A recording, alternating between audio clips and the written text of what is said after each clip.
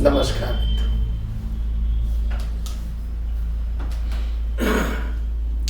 दुख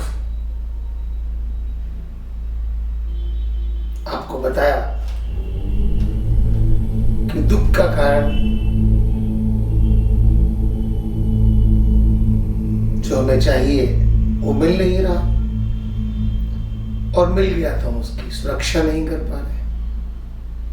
ऐसे मूल तत्व से निकले हुए हजारों कारण हैं। एक जो बड़ा सामान्य कारण है संतुष्ट नहीं होना। वैसे तो वेद वाक्य है, संतोषम परमम सुखम। जब सुख हो गया तो दुख कहां बचा? जब प्रकाश आ गया तो अंधकार का स्थान कहां है? जब अंधकार है तो प्रकाश का स्थान कहां है? ऐसे ही सुख है तो दुख का स्थान नहीं। संतोषम परमम सुखम, ये बात 100%, 1000%, करोड़% सत्य है, परंतु इसको लागू होना बड़ा दुर्लभ कार्य है। जो लागू हो उसकी बात करें। अभी धीरे धीरे आगे बढ़े। हमारे पास संतुष्ट न होने के बहुत सारे कारण हैं। हमारी अभिलाषाएं हजारों हैं, लाखों हैं, लेकिन ये दुख का उतना बड़ा कारण नहीं है जितना बड़ा कारण यहां पर यह है कि हमारे पास जो है उसका सुख नहीं लेना चाहते। आज अगर आपके पास छोटी कार है तो उसका सुख नहीं ले रहे। हम बगल वाले की बड़ी कार देख के बहुत दुखी हैं। और एक समय जब इसी कार को लेने गए थे, जब हमारे पास स्कूटर होती थी, तो इस कार में जब हम बैठे थे तो क्या मन प्रफुल्लित था। ऐसा लग रहा था कि हमने जो उपलब्धि पाली वो किसी के पास नहीं। आज वही पाली उपलब्धि बेकार लग रही, अनुपयोगी लग रही, मन खिन्न। हम संतुष्ट नहीं। हमको संतुष्ट रहना, संतुष्ट बनना सीखना होगा। देखो, मैं वो कहानी सुना था। एक व्यक्ति था, पुराने समय में धर्मशालाओं में लोग रुकते थे। आज की तरह होटल्स नहीं होते थे। बड़े बड़े राजा महाराजा धर्मशालाएं बनवाते थे। एक धर्मार्थ का काम माना जाता था। जैसे आज लोग स्कूल बनाते हैं, ये व्यवसाय। एक जमाने में स्कूल बनाना, धर्मशाला बनाना, ये धर्म के काम थे। समय के अनुसार धर्म भी परिवर्तित हो जाता है। स्थायी धर्म भी नहीं। इसकी चर्चा बाद में करेंगे। वो धर्मशाला में जाके रुके। बड़ा गरीब ब्राह्मण था, गरीब आदमी था, भूखा प्यासा लेटा। सब लोग भोजन करे लेटे, वो अकेला लेटा। अब उसको नींद नहीं आ रही थी, बड़ा परेशान। उठ के बाहर कुएं तक गया, पानी पी लिया, फिर आके लेट गया। लेकिन पानी से कितनी देर भूख रुकने वाली? फिर दोबारा पानी पीने गया। वहां पर एक देवदूत था, एंजल। उसको बड़ी दया है उसके ऊपर। उसने उससे कहा, रुको, मैं तुम्हें शंख देता हूं। शंख देखा होगा सबने। तो शंख को अपने सामने रख लेना और हाथ जोड़ के उससे कहना, मुझे भोजन दे दो, और तुमको भोजन मिल जाएगा।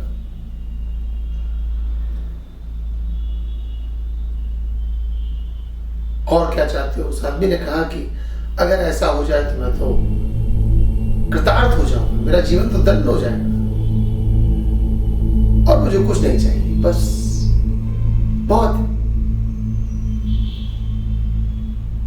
वो आदमी अंदर आ गया और उसने कमरे में बैठ के संग को रख के स्नान करके सुबह संग के आगे प्रार्थना की, मुझे भोजन में बढ़िया पूरी कचौड़ी हलवा खिलाओ भाई।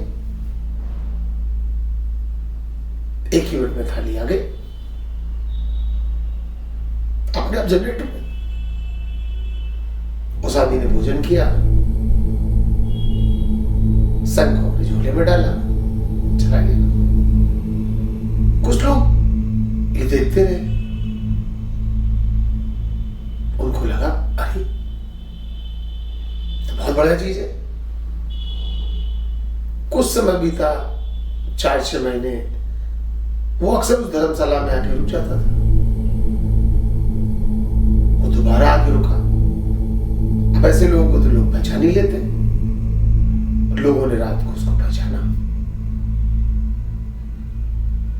जब वो सो गया तो उसके संग को चोरी कर लिया। अब जब सुबह उठा, स्नान करके बैठा तो उसने देखा कि संग की नहीं। बड़ा प्रसन्न, यहां ढूंढा वहां ढूंढा, परंतु संग उसको कहीं नहीं मिला। उस दिन और वो धर्मशाला में रुक गया। अगले दिन रात को फिर वो बेचारा पानी पीने गया तो फिर वही देवदूत उसको मिला। देवदूत ने उससे पूछा क्या हुआ? अरे बोले आप बहुत अच्छे मिले, मेरे तो संग की चोरी हो गया। चलिए कोई बात नहीं, मैं बड़ा दुखी इसलिए था कि आप सोच रहे होंगे कि आपने मुझे संग दिया, लेकिन मैंने सोचा आपको बता दें कि वो चोरी हो गया। तो उसने फिर दूसरा संग दिया। बोले संग खोल ले जाओ। बोले ये क्या करेगा? बोले इसका नाम डपोल संग है। और ये क्या करेगा?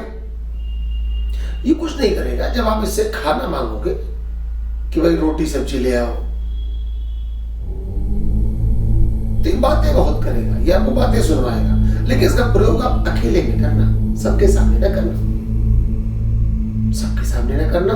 बोले हाँ, एकांत में अकेले, दरवाजा बंद करके। ठीक। और भी कुछ बातें समझाई। वो अगले दिन स्नान करके कमरा बंद करके बैठा। उसने कहा संक महाराज, हमको रोटी सब्जी ले आओ। संग से आवाज आई, रोटी क्या सब्जी क्या? अरे पूरी लो, कचौड़ी लो, हलवा लो, गुलाब जामुन लो, रसमलाई लो। और तरह तरह की माया गाड़ी शुरू हो गई, लेकिन वहां था कुछ नहीं, आया कुछ नहीं। देवदूत ने उसको समझा दिया था। थोड़ी देर बाद उसने कहा हमको भाई 500 रुपए की बड़ी जरूरत है। और उस जमाने में सिक्के चला करते थे, कॉइन्स। अरे 500 रुपए क्या होते हैं? तो 5000 लो, तुम 10,000 लो, मैं देता हूं, पकड़ो। और नोटों की आवाज, सिक्कों की खनक, चारों तरफ खन खन खन खन खन से सिक्के गिर रहे। थोड़ी देर बाद उसने संग उठाया, अपने झोले में टांग दिया और सो गया। जो चोर थे वो तो वहीं रहते थे। उनको लगा अरे वाह, कहां खाने वाला संग ले लिया है, इस असली संग को ले लो। बोले बहुत गरीब आदमी के साथ अत्याचार नहीं करना चाहिए, खाने वाला लौटा देते हैं, क्योंकि उसका क्या उपयोग अपने लिए। जब वो नहाने धोने दोबारा गया तो वो संग रख दिया और वो डपोल संग लेके भाग गए। वो नहा के आया, उसने अपना पुराना संग देखा, देवदूत को धन्यवाद बोला और अपना झोला समेटा और उस स्थान से भाग चला। कहने का अर्थ निकला कि अगर चोर वहीं संतुष्ट हो जाते तो उनके हाथ से वो पहले वाला शंख ना गया होता। हम संतुष्ट नहीं होते, हम और आगे भागना चाहते हैं और उसका सुख नहीं लेना चाहते हैं जो सुख हमारे पास था। जो एक भोजन का सुख हमको मिल गया था, उस सुख को हमने छोड़ दिया। हम अपने छोटे से घर का सुख नहीं लेना चाहते, हम छोटी कार का सुख नहीं लेना चाहते, हम अपनी पत्नी का सुख नहीं लेना चाहते, हम अपने पति का सुख नहीं लेना चाहते, हम अपने बच्चों का सुख नहीं लेना चाहते। हम सुख दूसरों में ढूंढने का प्रयास करते हैं और सुख बाहर नहीं मिलेगा। सुख आपको घर के भीतर मिलेगा, सुख आपको अपने अंदर मिलेगा। और जितना आप बाहर जाएंगे उतने ही दुखी होंगे, उतने ही असंतुष्ट होंगे। आपके पास जो है आप उसे संतुष्ट रहने का प्रयास करें। मैं कभी नहीं कहता हूं कि आप आगे बढ़ने का प्रयास ना करें, आप आगे बढ़ने का प्रयास करें, दूसरों को देखे बगैर।